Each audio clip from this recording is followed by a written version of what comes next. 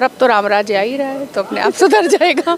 देखिए, सुविधा राम राज्य की कल्पना हम मीडियम क्लास के लोगों के लिए राम राज्य हमेशा से ही था। मेहनत करो, खाओ पियो, जितना कुआं खोदो उतना पानी पियो।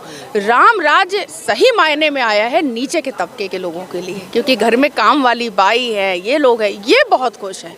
छुट्टियाँ ले लेके गई है 2 दिन की कि नहीं हमको तो फ्री सब कुछ मिल रहा है, राशन और फ्री ये सारी चीज़ें मिल रही हैं, हमारा इलाज फ्री हो गया है, हमारा घर हमको फ्री में मिल रहा है, गैस सिलेंडर फ्री मिल रहा है। तो उनको क्या हुआ ना कि उनको कोई समझने वाला मिल गया, और ऐसा समझने वाला मिल गया, मे भी जब दूसरी कोई सरकार आएगी और सब पे बंदिश लगेगी तो फिर वो जो है थोड़ा सा सुधरेंगी। लेकिन अभी सबसे ज़्यादा खुश नीचे के तबके के लोग हैं। क्या आप इस हिसाब से कह रहे हैं कि 24 में उम्मीद आपको? 24 में तो अब कौन सा शक, अब तो 24 में मेरे ख्याल से चुनाव लड़ने की जरूरत नहीं है। घोषित कर दें कि नहीं पार्टियां पीछे हट गई हैं, घोषित करते हैं हम ही है प्रधानमंत्री अगले 5 साल। अब क्या मतलब रह गया, अब तो पैसे की बर्बादी है चुनाव, क्योंकि कोई भी हिंदू अब हम लोग लकी हैं, हम लोग किस्मत वाले हैं कि हमने पता नहीं कौन से पुण्य किए थे कि हमने सब कुछ देखा।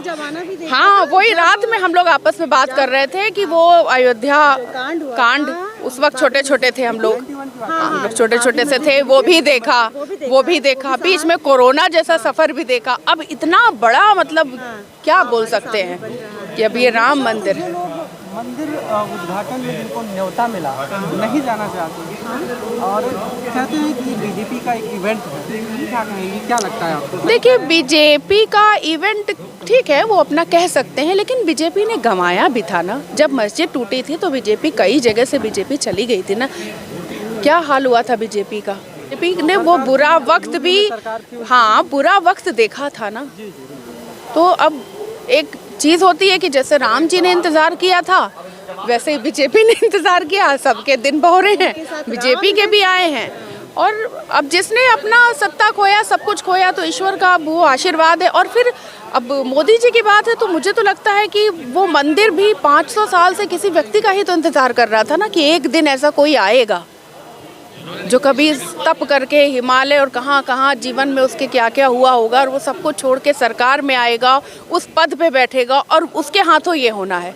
तो हम जैसे तुच्छ प्राणी तो उंगली उठा ही नहीं सकते हैं, क्योंकि वो ईश्वर का कार्य था, नियति है, वो ईश्वर का कार्य था। और मतलब मुझे बहुत ज़्यादा याद नहीं रहता, लेकिन जहाँ तक याद है कि मतलब अडवाणी जी की रथ यात्रा में मोदी जी थे उस वक्त, कहीं दूर दूर तक उनका कुछ भी नहीं था, कोई पद नहीं था, कुछ नहीं था, संगठन में काम करते थे लेकिन किसी ऐसे पद पे नहीं थे ना।